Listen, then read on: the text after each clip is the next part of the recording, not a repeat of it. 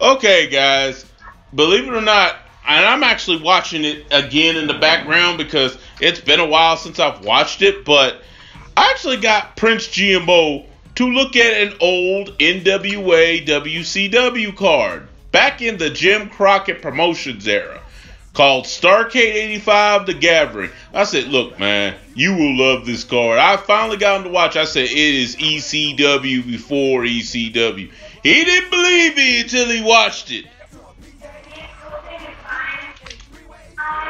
But that may have been a bit of an oversight, but I can see where that comparison definitely came from. Yeah, because some of these matches, I'm like, oh my God. Well, let's start with, what did you call him? Kosovo's cousin versus Cowboy.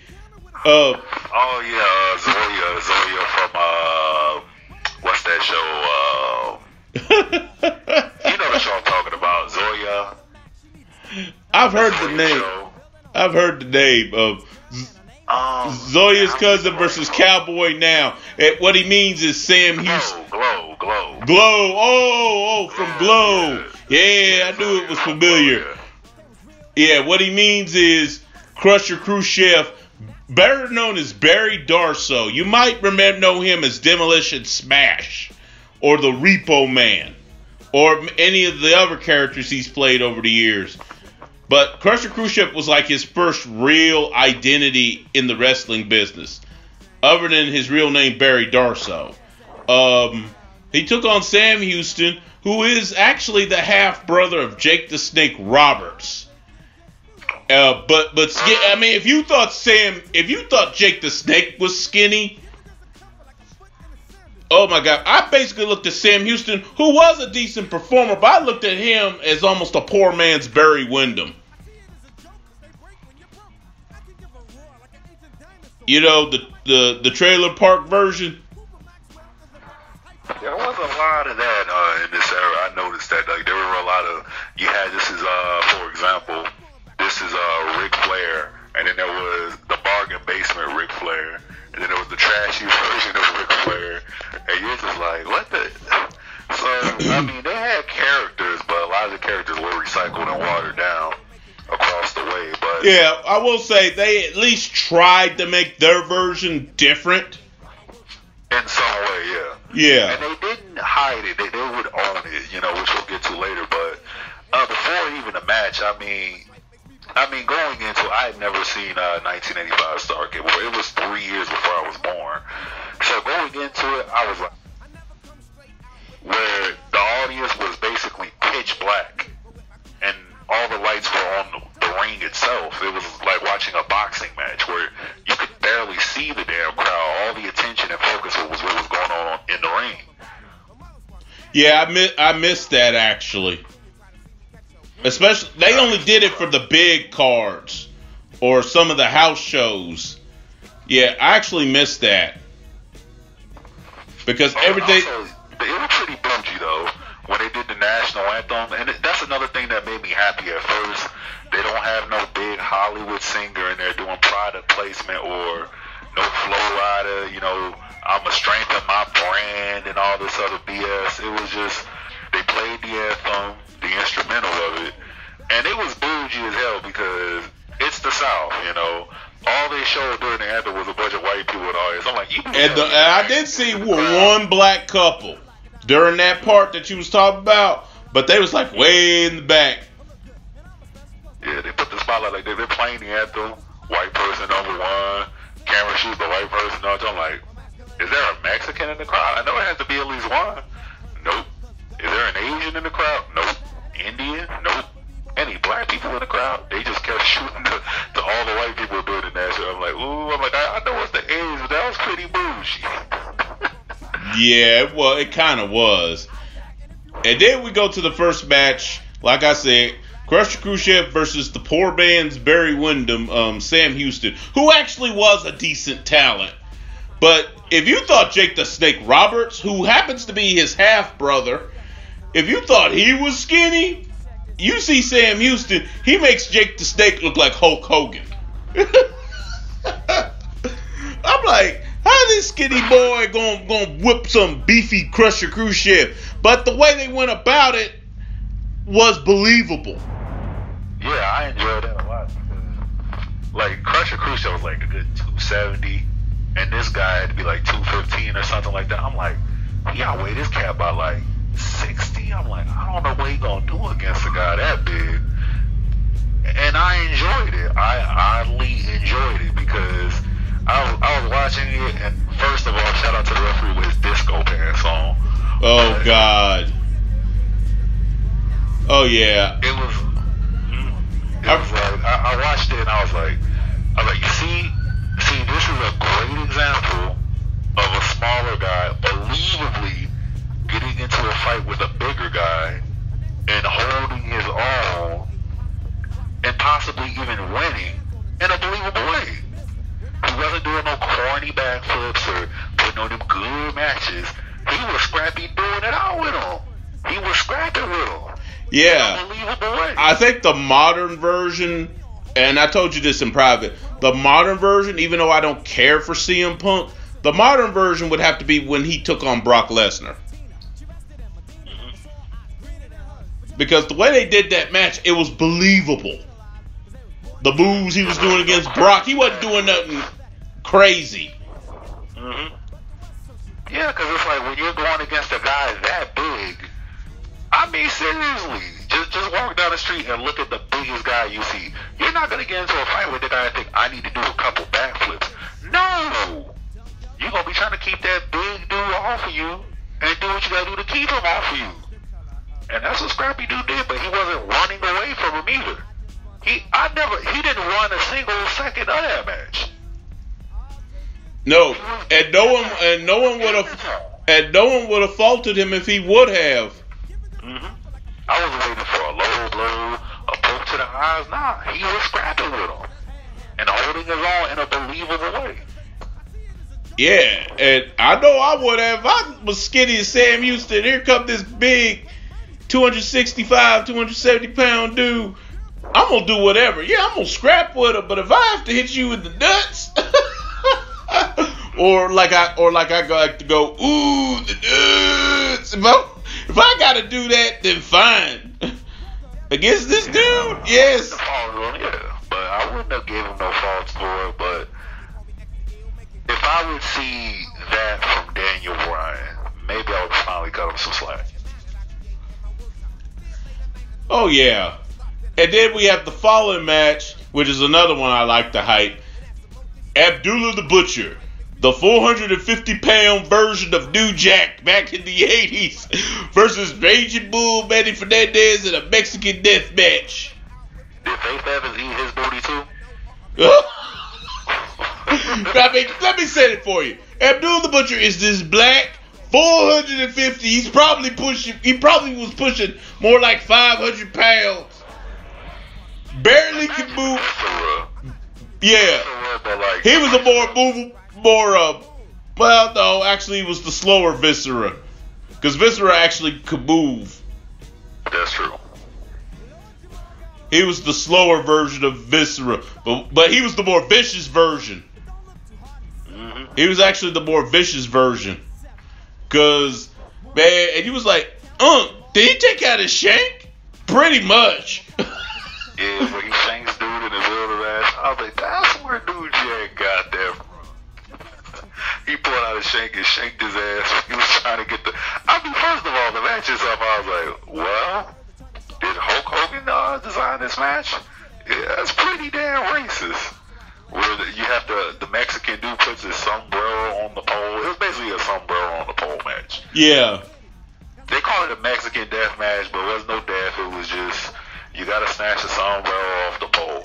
And it was oddly entertaining as hell to watch. Especially when he put out that shank and stabbed his ass. I was like, what? Yeah, he even grabbed the hammer. He even grabbed the hammer and hit him with it. It was a lot of blood in that match. A whole lot of blood. Yeah, at one part where the Butcher was trying to go up the pole to get the hat, Raging Bull came over and gave him the nuts. When I look back on it, I'm kind of shocked that worked. Because how could he find his balls? I'm surprised it worked. I think, I mean, looking at that match, like, it wasn't no backflips and all that crazy stuff, but it was still entertaining. Yep. It was a flat out draw. It was a death match. You're not supposed to go into matches like that expecting to see people do 450 splashes and all that. They supposed to beat the hell out of each other, and that's what those two did. Especially, and shout out to old dude, was it Hernandez?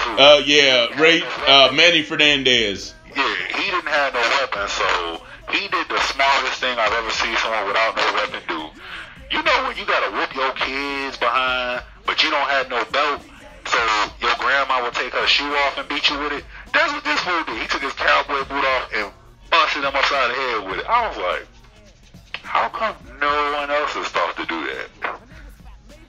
Because he couldn't get to no weapon. He was like, man, he just took his cowboy boot off and started beating him with that. I was like, that was smart. I was like, why hasn't anyone else thought to do that? And what was that hand sign that, you know, the hand stuff that Abdullah did in the middle of the match? Oh, the Butcher? Yeah, like, what's it called? He left his boot on the ground and tried to go get the thing, and Abdullah hit him in the back of the head, the boot and knocked him down. And he was doing some shit with his hands. Like, I don't know if it's a con or something, but... Yeah, like he was getting ready to do karate or something. Yeah, that shit, yeah. I don't know what that was. Yeah, that's what I took it. That he was about to get busy. Mm-hmm. I mean, a long story short, you know, Fernandez wins the match. Yeah, basically. He got shanked on, still won the match. I was like, okay. Yeah, he took a good whooping doing it, though. Mm-hmm. Then they had the interview with Zoya's cousin. Yeah. He's basically saying, I'm better than you because I'm Russian. And this is what killed me about it. The dude didn't have an accent or anything. No, that was the thing about Crusher. That's how he was written, as an American-born guy turned Russian sympathizer. They didn't want him to have an accent. Okay. They didn't want him to have an accent. I was about that. No. It was like during the first match there, he yelled something at the guy. I was like, shouldn't he be on that in Russian or have an accent? But I'll probably ask Uncle about that during the review. Yeah, it confused me. That's what was up there. They didn't want him to have an accent. Okay, I was wondering about that. They wanted him to be an American-born man from Minnesota who turned communist sympathizer. Okay. So next we had the Bull Rope match, which was Ron Bass versus Blackheart, the two Cowboys and. Yeah, basically. Yeah, Black Bart, the poor man Stan Hansen. That match, it was average. It ain't nothing like if someone would have said that match put him to sleep, I wouldn't be mad at him. Yeah, it was average. You could easily skip it to even the greatest cards are gonna have at least one or two skippable matches. It wasn't bad though. No, it wasn't horrible. But if you skipped it, I wouldn't fault you. Mm-hmm. I wouldn't fault you if you skipped it. Then Bass won, and then he won 5 bids with J.J. Dillon, who was Bart's manager at the time. J.J. Dillon, the smart man. He jumped in as soon as the match was over. Yeah, it was. Yeah, it helped him a little bit, but not much. Another thing I wanted to point out, the blade jobs that they did. Like, nowadays when they, guys get ready to blade and everything, the camera cuts away for like 5-10 seconds, and then the camera goes back and the guys bladed up and bleed. They didn't cut the camera away at all. No. These blade jobs that they would do, because they would do them so quick, and you would barely even notice that they were doing them. Like when dude took the cowbell to the head, and he would blade himself up so quick, like you would barely even see it. Like you had to put it in slow motion, and you're like, oh damn. Okay, they did the blade jobs real quick, and you could barely see it, and the camera never cut away. Yep. And was it also refreshing to you to watch a show where there weren't any goofy yes chants or fans hijacking? Yeah, that's another reason. When fans reacted, most of the time it was a reason. Most of the time there was commentary as well. Where the commentary was serious. They didn't talk at 10 miles an hour. They were just serious. They would pause and they would just call strictly the match. That's all they talked about was the match. They didn't talk about, well, this is what's going on with Charles Flair later, or Vince, he had to have colon surgery. They weren't. Oh yeah. Tony Schiavone and the very underrated Bob Caudle. The very underrated Bob Caudle did an excellent job calling these matches. They did, because they focused strictly on just the match itself, man. Next we had Superstar Billy Graham against the Barbarian. And I started laughing as soon as I saw the Barbarian, because that video of the Truth Dead. Yeah. The Flair and the Horseman jumping. I was like, oh, that's that dude from that video where they jumped through and everything. Yeah, that was also an average match. Well, first you had the arm wrestling competition, which if you've seen one arm wrestling competition, you've seen them all basically. Yeah, you knew Superstar was gonna win. They was gonna have him win that. Even though realistically, I would bet the Barbarian would beat him in real life. Would have beat him in real life. It was funny though, because as soon as Paul Jones comes in with his cane and starts beating the hell. Oh yeah, as soon as that match was over, before they could change to the real wrestling match, Paul Jones came in and went crack with the cane. They gave the Barbarian the immediate advantage because he was busted open almost immediately. Yeah, their blade jobs were immaculate. And what was crazy to me about that whole thing was that, okay, so they said it wasn't a good match, but it was only 3 minutes long. It wasn't long at all. And then when they tried to jump him, what chilled about it was when the referee stepped in and told the Barbarian back off. And I'm like, they call this the Barbarian? He gonna run your little ass over. The Barbarian? He just stepped away and obeyed the ref. I was like, but it wasn't like in no punk way. It was odd, just the body. Yeah, he backed off. He said, "Okay, I'll back off. I know I got this old bastard." It's almost like you whipping someone's ass at school and their grandma, you know what I'm saying? And you're like, yeah, you lucky your grandma is. It's kind of like that. Yeah, man. And they kept it short because Barbarian was in his prime, but Graham wasn't exactly in his prime. So they kept it long enough to do what it needed to do, but short, so neither man, especially Graham, would be exposed.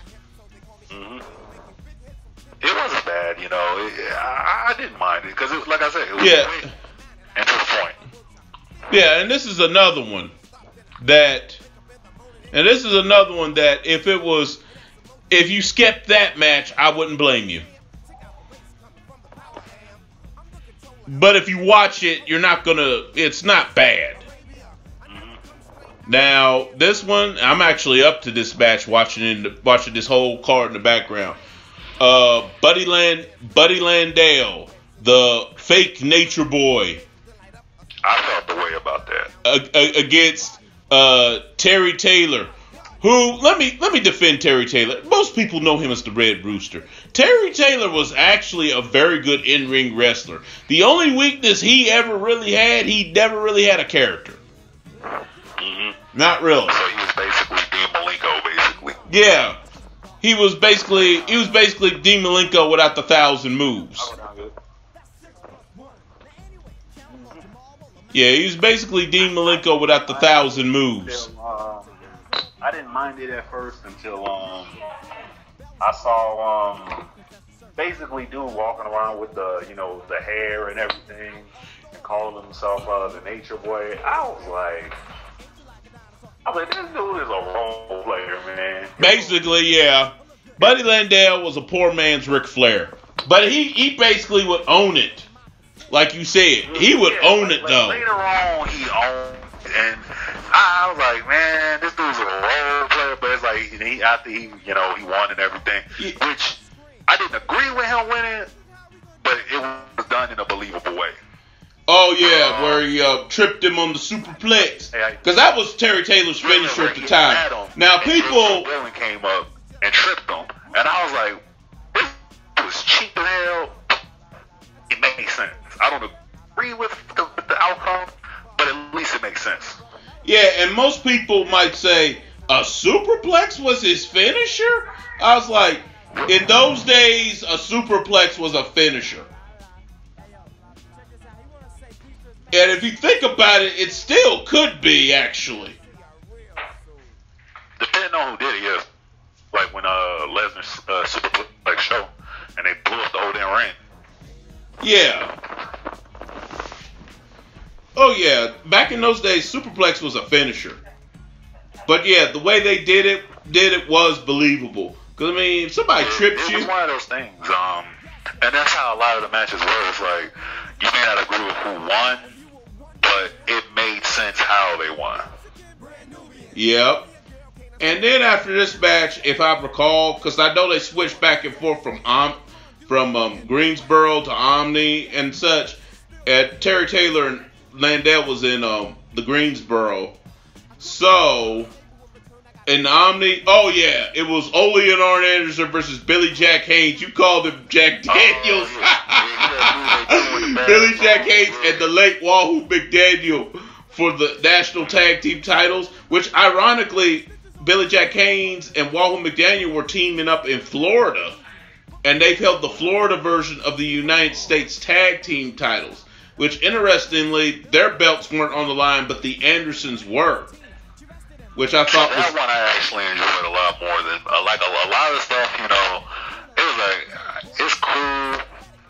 I don't mind it, but this one I enjoyed because you saw Arn and the dude who got thrown in the bathroom. Oh, Ole. He just did not know what to do. Yeah. That's what I was getting ready to say. Because normally the Andersons normally get you in, take you down, be trying to break your arm and stuff like that. Against Daniels and Haynes, I'm gonna cuss a little bit. The Andersons had no business winning that match. They got their ass whooped. They did, because that's a big motherfucker. I saw him, I was like, this dude was like Mason Ryan level big. And so they tried to roll up on him, and he's just two-piecing them and beating the hell out of him. I'm like, okay. And then they tried everything against him. Yeah. That didn't work. Yeah, Billy Jack Haynes wasn't a lot of fancy moves, man. He just got the ring. I mean, he knew how to wrestle a little bit, but if it came down to it, he just got in there and just tried to beat the hell out of you. And only real move he really do was the full Nelson, which what he would do. They kind of really talked about that too. They said that once he locked in that full Nelson, it's over. And I was like, okay, but he didn't have to. He was just beating the brakes off him the whole time. Then he tagged in Tatanka. Old school Tatanka, Wahoo McDaniel. He's still a role player, but even he was giving it. Yeah, he was beating the crap out of him too, though. And then they just looked at each other and they said, "Man, the hell with this!" And they just jumped in and started doing what they had to do. Yeah. I don't agree with how they won it. Where it made sense how they won it, but at the same time, I was like, "Man, this is pretty bougie." Where they kept cheating and fake Mason Ryan, Jack Daniels jumps in, and the ref keeps trying to hold him back, and they took advantage and held the dude's legs down and everything. I was like, that's a cheap way to win, but it makes sense. Yeah, it was a cheap way to win, but Prince, look at how the Andersons was getting the crap beat out of them. I don't blame them on that one. And I'd have been like, get the win and get the hell out of there. I was also going to ask us about that era of the Horsemen, and then we'll probably get back to that later about how hated they were. So it was kind of right up their alley to do some stuff like that, you know? Yeah. But I hated the way when I was a kid. Oh, I hated it. Looking back at it as a man, I still don't agree with it. But considering how they was getting the crap beat out of them, I don't blame them. What they had to do, yeah. I don't blame them. They did what they had to do, but it was still some punk stuff to do. Yeah, especially like, nah, let's get this old man, pin him, and get out of here. Because that other one, we can't do nothing with Billy Jack Haynes. We can't do nothing with him. I think number eight, the eighth thing that happened. No, we just did the ninth thing on the card was TA versus Oh yeah, Magnum TA. You said he looked like a serial killer. He did a little bit in that match. This man look like he drives an ice cream truck and be smiling at the kids, man. This dude look creepy, man. When dude was walking up on him. Yeah. A little sidebar. Had the greatest thing. It was the famous I Quit match with Tully Blanchard for the United States Heavyweight Championship inside of a steel cage. And here's an interesting sidebar. We know Tully Blanchard's daughter is Tessa, right? Tessa Blanchard. I was just Well, here's a little interesting sidebar. Magnum, later on in life, off camera, Magnum was, he had married and already had a kid or two with his first wife. Guess who his second wife was? Tully's ex. So he's the stepfather of Tessa.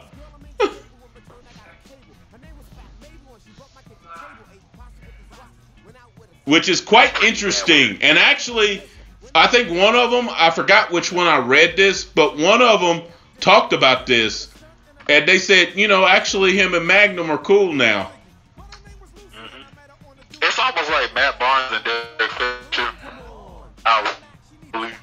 Yeah, sort of. Except Magnum didn't go and boinker like, while everybody was active. This happened like years later. Right. But as for the match itself, I'm sorry. People could talk about The Rock and Mankind, but Tully and Magnum was right up with it. Mm-hmm. I enjoyed it, but what tripped me out was the very beginning, where first of all, Tully had probably the best theme song I heard the entire night. Because it was like as soon as I heard it, I was like, okay, something's really about to go down. Yeah. And then I was like, oh, this is that thing Unc was talking about. And then where he was like, oh, this is the perfect 10, this is the perfect 10. And then Baby Doll walks up. I just laughed. I just had a smile on my face. I said, that looks like Hillary Clinton in a dress, man. Yeah, I mean, damn. Baby Doll, they used to hype her up as the most beautiful thing. I'm sorry. The only two women in that time that they try to, oh, she's so hot and stuff. Only about 3 women in wrestling at that time maybe get a certain reaction in my pants. Okay, Miss Elizabeth, this one black chick named Dark Journey, look her up sometime, and Medusa Michelli. Oh yeah. I've seen. Yeah, Medusa didn't have the greatest face, but she had an excellent body. So she was basically the Tessa Blanchard of her time. Yeah. Basically. Yeah, but those were the only 3. Baby Doll, the perfect 10. I'm like, no. Baby Doll at best was average. She was Nicola Roberts was her real name. She looked like Hillary Clinton in a dress to me. I said, damn, the standard for white women must have been low. She was average, man. She a perfect 10. She was average, honestly. If I had to be honest, she was average. I mean, and that's what I was reading about Tully Blanchard, because I said, let me do some research in case he tried to pull up on Laredo or Ricochet one of these days. And they said Blanchard was like the bargain basement Ric Flair, whereas Flair would brag about all these things, but he had the accomplishments to back it up. Tully bragged about all those things, but he had no accomplishments to back anything up. Yeah, and honestly, Tully Blanchard was basically the Southern Texas. You know how I used to call Michael Hayes the poor man's Ric Flair? The Southern trash Ric Flair? Basically, Tully Blanchard was just another version of Ric Flair. But without all the accomplishments, like you said. I mean, we're not saying he sucked by no means. Oh no, he was putting in work. He was putting in work when I watched that. I was like, okay, cool. All right, go on, Tully. But then Magnum TA brought the pain on him. And then, like,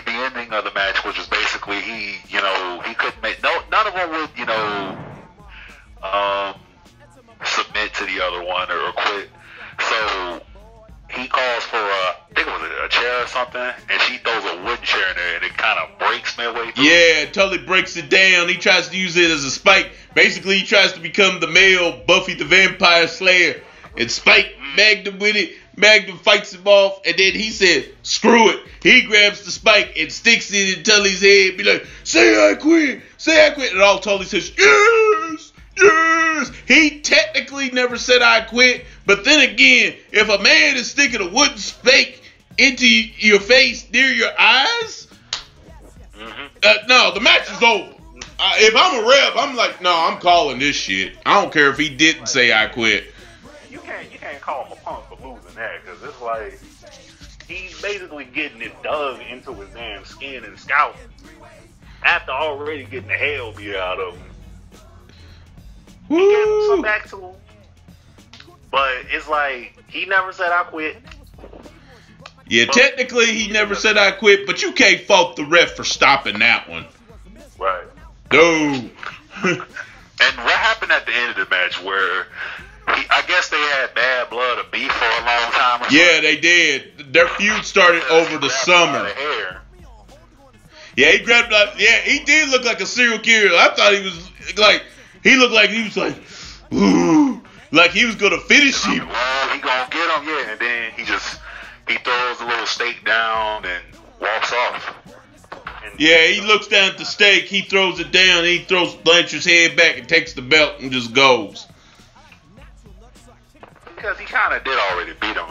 He took his gold and everything, and I was just like, yeah. Yeah, I'm watching Billy Jack Haynes and Wahoo versus the Andersons right now as we're talking. I enjoyed that one a bit, but not as much as the dude who got thrown in the bathroom match. That joke was funny to me. But this next one was one of the craziest matches I've ever seen in wrestling. It was one of the most insane things I've ever seen. The Midnight Express with Jim Cornette. And let me explain which version. It's Loverboy Dennis Condrey and Beautiful Bobby Eaton. Not the more famous one that Bobby Eaton would have with Stan Lane later on. Dang, they couldn't do nothing with Billy Jack. Anyway, it's Dennis Condrey and Bobby Eaton versus the Boogie Woogie Man, Jimmy Valiant, a.k.a., and some of these names that Prince came up with, a.k.a. Enzo's dad. And his partner is Miss Atlanta Lively, who is really Hands of Stone Ron Garvin in drag. Okay, I figured that was a dude, but I couldn't confirm it.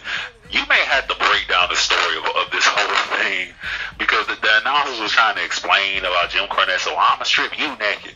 No, I'm gonna strip you naked. I'm like, what the hell is going on? Basically, Boogie Woogie Man. Basically, this was a feud because they didn't want to do, because the original plan was to do Rock and Roll Express and Midnight Express eventually, but they didn't want to do it right away because Rock and Roll came like the summer of 85, and then the Midnights came the fall of 85. And everybody who had already watched them like in Mid-South already knew the history between these teams.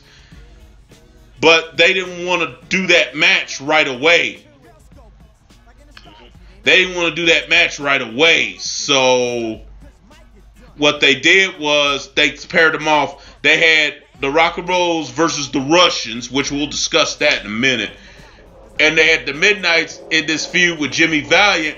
And Jimmy Valiant came up with this partner he said was from the streets called Miss Atlanta Lively, who was really Ronnie Garvin and Drag. And they eventually brought that into storyline a year later when they had Ron Garvin and Gorgeous Jimmy Garvin versus the Midnight Express. They brought that back in the storyline because he busted out that old disguise again and tried to attack Jim Cornette with the knockout punch, but ended up hitting Bobby Eaton. So yeah, it was Ron Garvin and Drag. It was basically the wildest thing I had ever seen. It was, but what's this whole thing about? They were trying to basically, because it's part of the match where they were trying to strip this one naked and this one. Yeah, basically the match was won by pinfall or submission, but oh my God, they was like doing all kinds of stuff. A bra and panties match for grown men. It was crazy. Like, this was one of the most ridiculous things I have ever seen. But I just had a smile on my face. I'm just sitting there laughing, watching this. Yeah, it did gross you out. You was actually laughing. Yeah, you were laughing at it, yeah, and you just couldn't stop smiling because it was so retarded and ridiculous. You're just like, what the hell am I watching?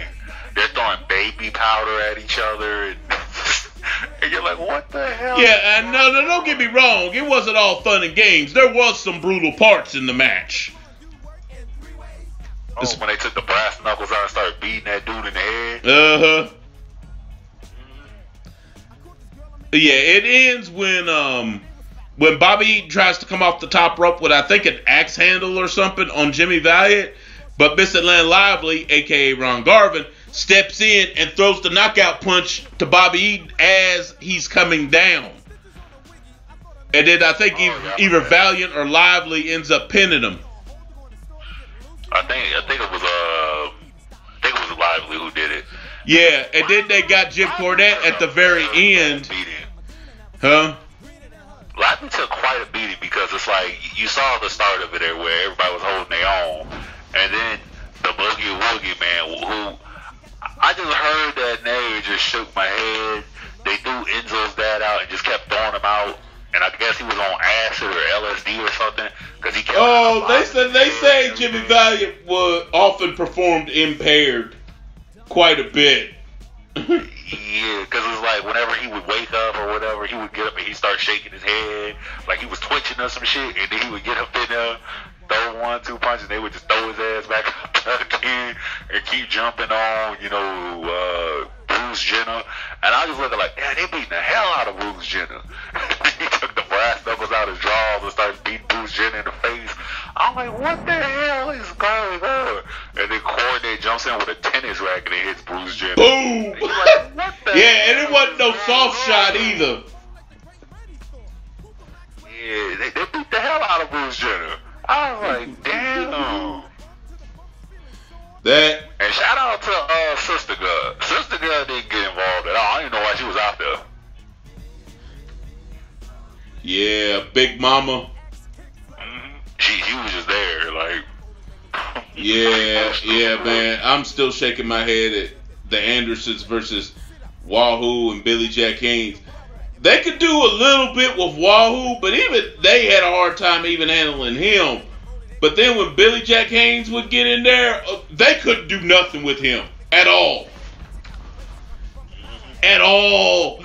I'm like, that's amazing. Looking back at it now, I'm like, that's amazing. They couldn't do jack with him. I will pick this match. Like, if people had to ask what are some of the matches to actually watch on the card, I'm like, this is one of them. It's one of the most ridiculous. Yeah, just because of how outlandish it was. Just to see it, yeah.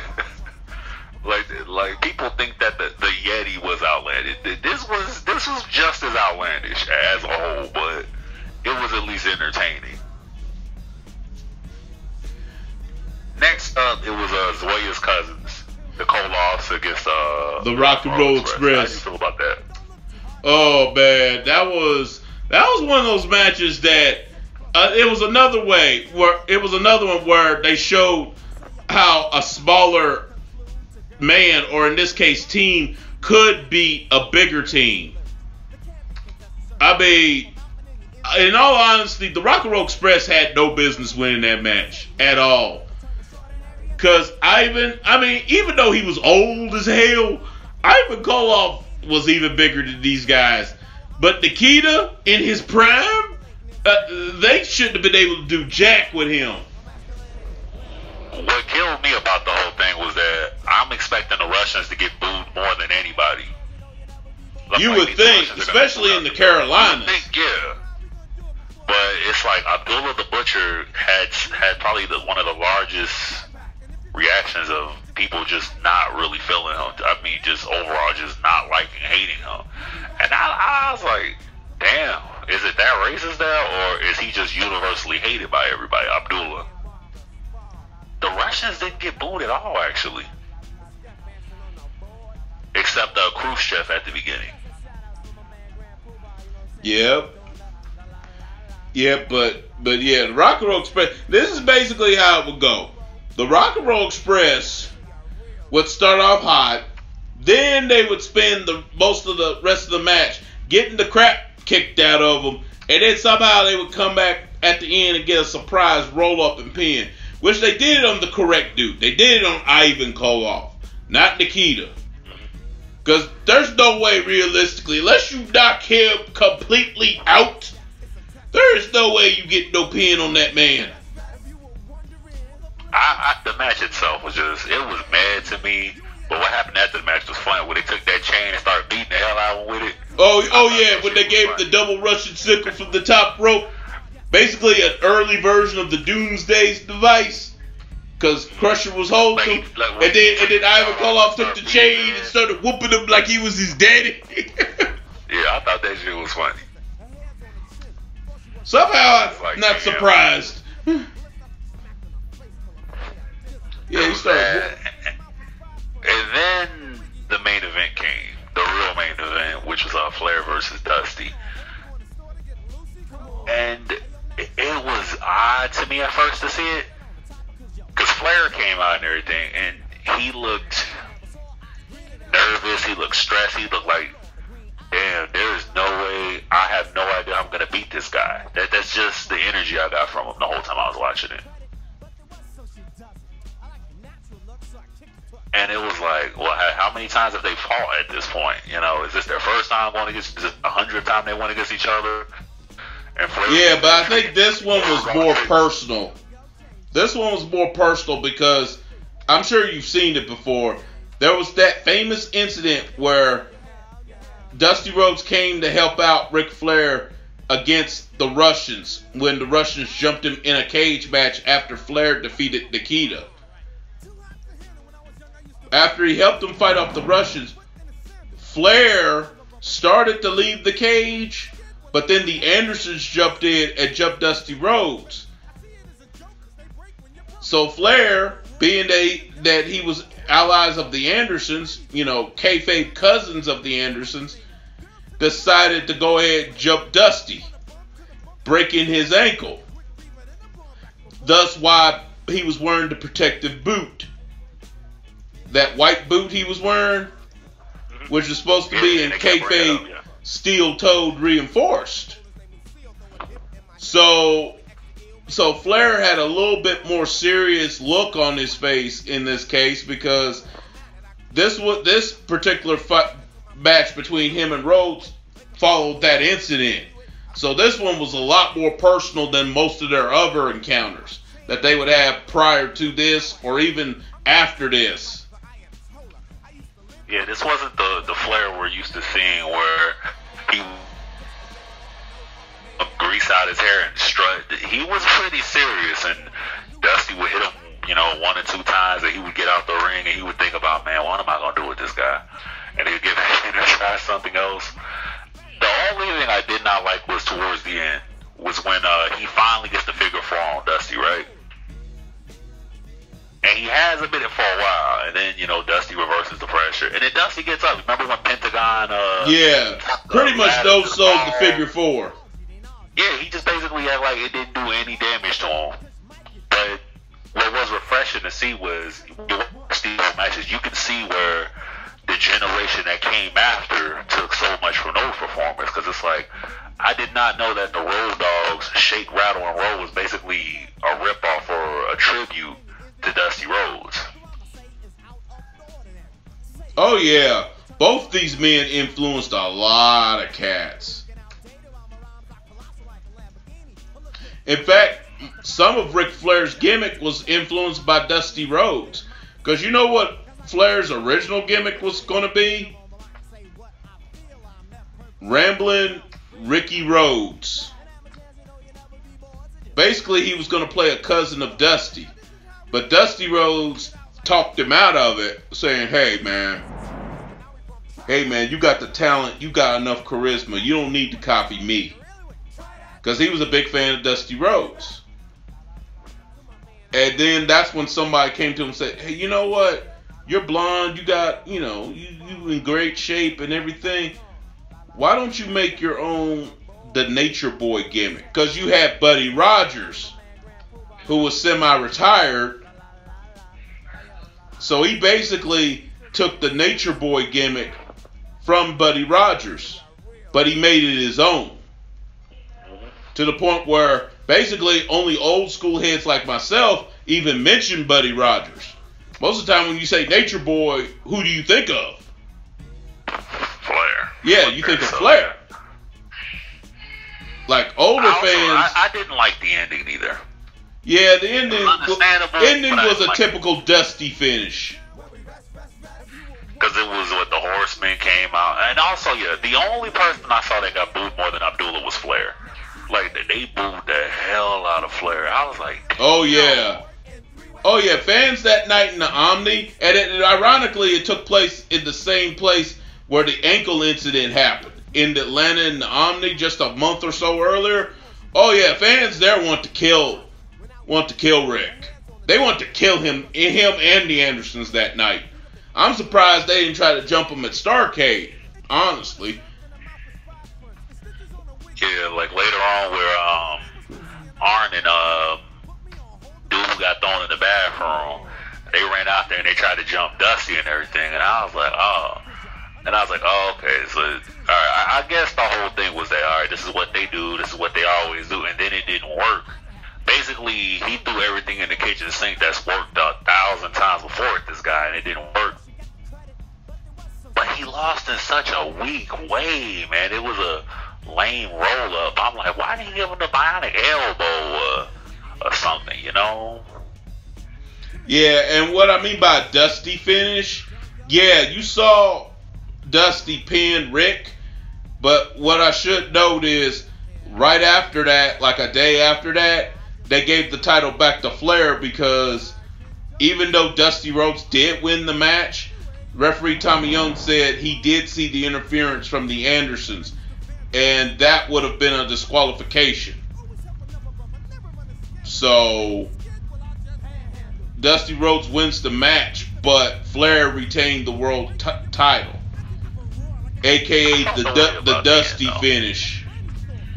I felt the way about the end though. Like once Dusty has it won, then all the heroes come out and congratulate. I'm like, where the hell was y'all when he That's a good question. That's a legitimate question.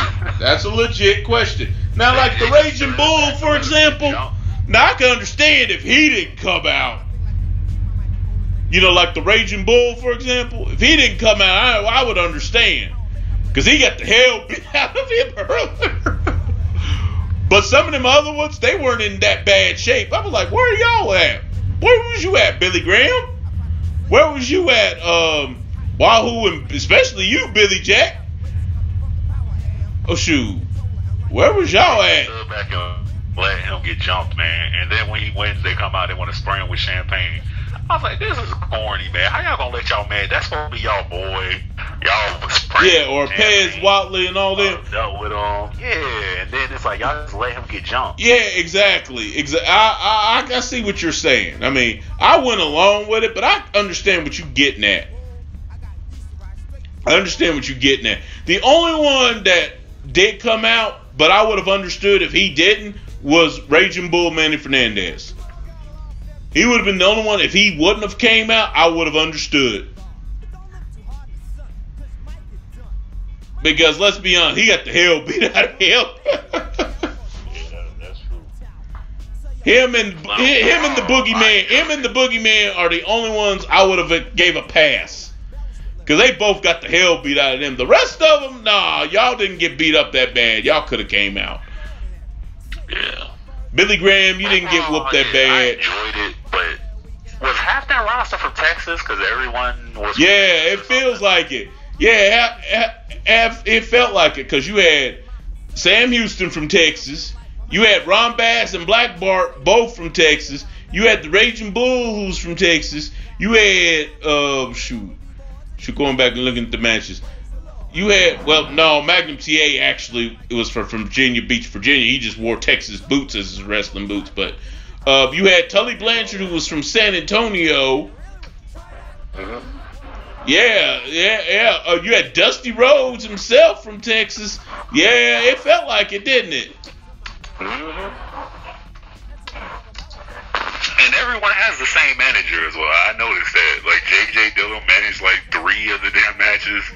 And the other dude with the cane who hit Billy Graham was in 2 to 3. Oh, the late Paul Jones, yeah. Yeah, I was like, damn, they all got the same manager? Yeah, some of them had like 2 or 3 charges. Now, like the Midnight Express, for example, Jim Cornette only managed them. Or in the case of Baby Doll, she only managed Tully Blanchard. I think the last guy we've seen manage multiple people at a time would probably be Paul Heyman. Yep. Why do you think that doesn't happen anymore? Where you have one guy with all these clientele. You don't see managers around hardly anymore, period. True. In wrestling. Not even on the low league. Not even on the independents. I think Katrina is probably the best one out there right now. Yep. Manager valet.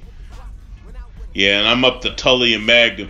Yeah, I see what you say and talk about he looked like a serial killer. Yeah, in this match he did.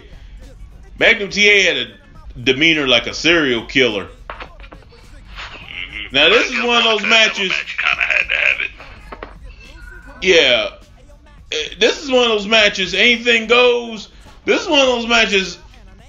Ooh, the nuts would have been in effect. I mean, I wouldn't do it right away, but if I was in dire straits, I'd be like, definitely no qualms on this one. Dang, he biting him in the arm like a vampire. Woo. I just don't give our Baby Doll was out there. Like, the whole time I'm watching, I'm like, is she going to be a factor in him quitting or not? No, she was just there. It's like, if you're going to do a fight that brutal, why would you have your girl Basically, she was a poor man's Miss Elizabeth. But, I mean, even when, Savage had, those, like, real deep things, Elizabeth would go in the back. He would send her to the back, He would be like, nah, I got this. Or even Trips, when he's about to do something, like when he fall take.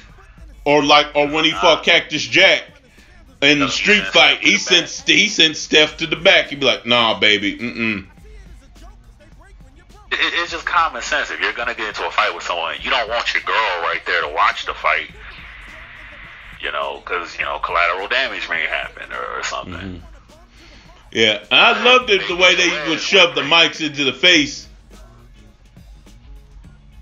where he'd be like, say it, and they'd be like, no, hell no.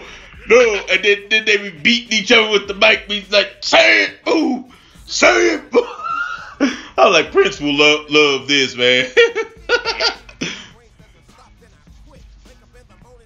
My favorite thing that entire night, oddly enough, it wasn't Flair versus Dusty. It would have to be that train wreck I witnessed. Oh, Boogie Woogie Man and Miss Atlanta, well, Ron Garvin against Midnight Express. It's just like when I remember Starrcade, I'm going to remember that. And that's just because I didn't live within that moment. So Flair losing like that wasn't that big to me. It was just like, this is a corny way for him to lose. This is a corny way to celebrate. Your homies, they jumped and everything. So what have we learned today, kids, with Prince GMO? The Koloffs and Khrushchev are Kosovo's cousins. Sam Houston is Cowboy now. Abdullah the Butcher is basically the 450-pound version of New Jack. The Raging Bull actually did a Mexican death match intelligently. Not no fancy moves like you would see today. What else we learned? That's another thing I want to highlight. The matches themselves were short, but they were still good. Yeah. They do 1,000 backflips and all that just because. It really looked like they wanted to win. and that's been my main, critique or criticism with, this era. Whereas, like when Rey Mysterio did the million backflips, he was trying to win. He's going against dudes 10 times his size. He doing what he got to do. But nowadays they just do it. It's like we just need to put on a good match. It's like and that's one thing I did appreciate about this era of wrestling. Guys felt like they were trying. Even the two matches we said were skippable, like Billy Graham and the Barbarian, or Ron Bass versus Black Bart in the Bull Rope match. They were trying to win. It wasn't about a good match. It was about winning. That's all it was about. It was about winning. At least within the eyes of the audience. Of course, maybe they ain't the back. Hey, you have a good match. They just beat the hell out of each other and tried to win, and that was the goal. They gave the illusion of competition. Yeah, it looked like they were competing to win against each other. Like matches nowadays, it's like the NBA All-Star game where I'm just gonna move out of the way. You can dunk. You can shoot threes all day. I'm not gonna play defense. I just want to see, highlights and everything. Whereas back then, they would D each other up and really play each other hard. And it's the same with, wrestling and basketball. It's like, back then, they beat the hell out of each other and they gave you the illusion of competition.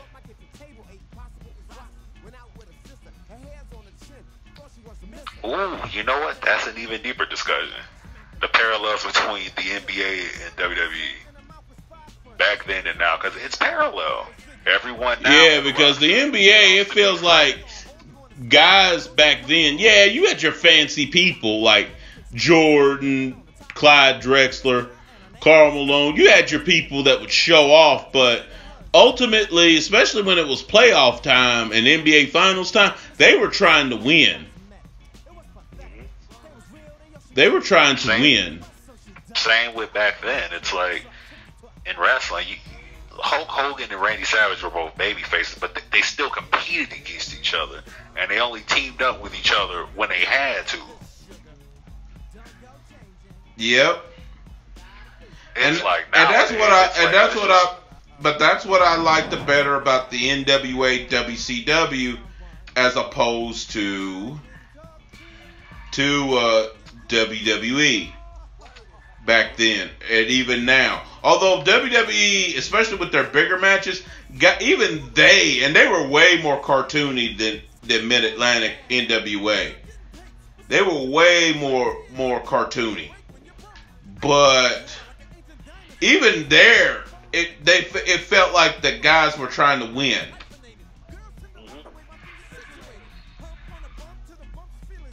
It's like, the NBA now, everyone just wants to team up.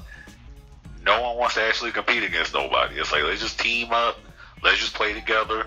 LeBron on the phone crying like he's Drake in Marvin's room. KD, please play with me. Be on my team. Michael Jordan, them back in the day didn't do that, They said, no, we're going to whoop your ass. And that's just how it was, Nowadays, you got Sasha and Charles Flair who are supposed to be rivals.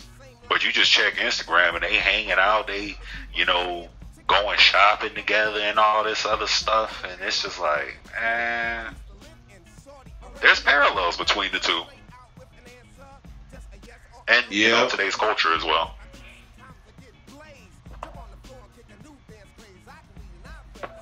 Like, that will be the equivalent of you see Dusty Rhodes and Flair feuding. And then after, what happened, they're out at the bar drinking together, publicly.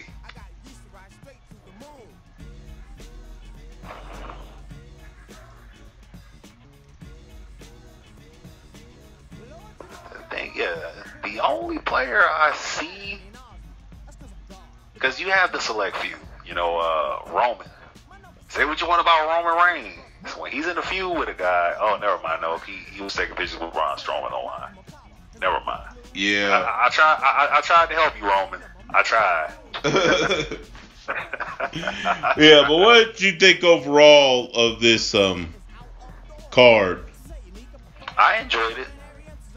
Like I said, I just look at some of that's not saying that this past era was the greatest thing ever. There's trade-offs from this era back then and all that, like, yeah, the lighting was good, you know, because it focused more so on what was in the ring.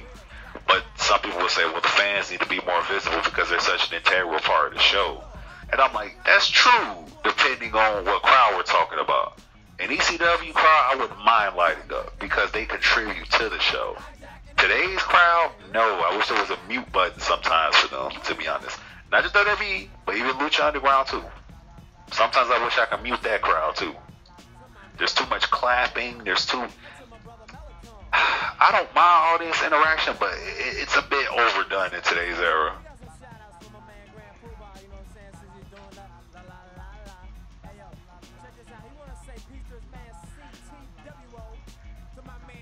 I like the show a lot, but the match that I will take with me walking away from this show, or the moments, will probably be the Boogie Woogie Man, Enzo's dad, that thing, and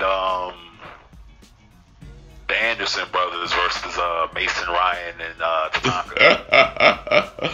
Oh, and Ole Anderson's still the man that got thrown in the bathroom to Prince GMO. And the very first one, the very first match I liked a lot. And maybe Abdullah the Butcher versus the Mexican guy. Those four I will keep.